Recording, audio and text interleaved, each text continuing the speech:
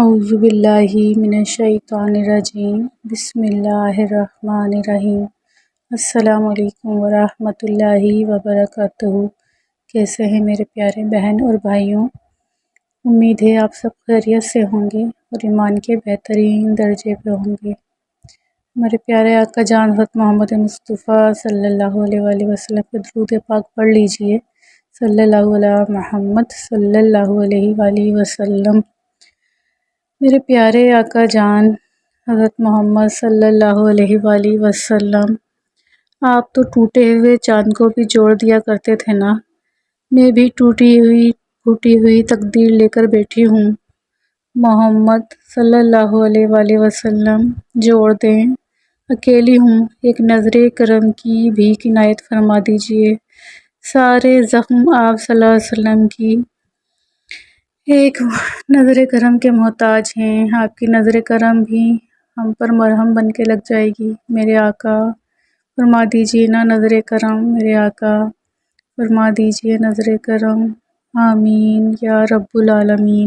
دوستوں، درود پاک پڑھنے والے کو بن مانگے ہی مل جاتا ہے، کیونکہ وہ اپنے لیے کچھ مانگ ہی نہیں رہا، وہ تو اللہ سے کہہ رہا ہے کہ اے اللہ میرے نبی صلی اللہ علیہ وآلہ وسلم اور ان کی آل پر رحمت نازل فرما۔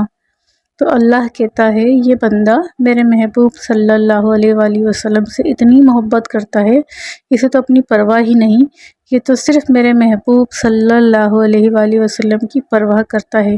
چلو میں اس کی پرواہ کر کے اس کے دل میں جو بھی ہے اور جو نہیں بھی ہے وہ عطا کر دیتا ہوں، تاکہ یہ بندہ میرے نبی صلی اللہ علیہ وسلم میرے محبوب پر ایسے ہی درود بھیجتا رہے۔ دوستوں، آج کے واقعے کی طرف چلتے ہیں جو ایک بہن نے بیان کیا ہے۔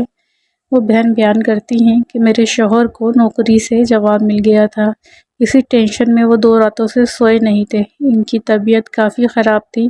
میں تہجد کے وقت اٹھی تو مجھے کہنے لگے گھبراہٹ اور بے چینی سی ہو رہی ہے۔ میں نے کچھ دوائی دی اور نماز میں مصروف ہو گئی، اور پھر نماز پڑھ کر درود شریف پڑھنا شروع کر دیا۔ ابھی 1000 کے قریب ہی پڑھا تھا کہ ایک گرجدار آواز سنائی دی، جیسے کسی نے غصے سے روکنے کی کوشش کی ہو۔ میں ڈر گئی اور تیز تیز پڑھنا شروع کر دیا۔ میرے شوہر مجھ سے کہنے لگے مجھے سکون ملنا شروع ہو گیا ہے، ایسا لگتا ہے کہ جیسے کوئی بوجھ سا سر اور کندھوں سے ختم ہو رہا ہو، لہٰذا اور پڑھو۔ میں نے کہا آپ بھی میرے ساتھ بیٹھ کر پڑھیں۔ چنانچہ انہوں نے بھی میرے ساتھ بیٹھ کر پڑھنا شروع کر دیا۔ کچھ دیر بعد سکون سے سو گئے، پھر جب اٹھے تو کہنے لگے تم درود شریف پڑھ رہی تھی تو بے چینی دور ہو گئی تھی اور پھر آہستہ آہستہ ختم ہو گئی، یعنی جیسے جیسے پڑھتی جا رہی تھی مجھے آرام آتا جا رہا تھا، یہاں تک کہ مجھے سکون کی نیند آ گئی۔ سبحان اللہ۔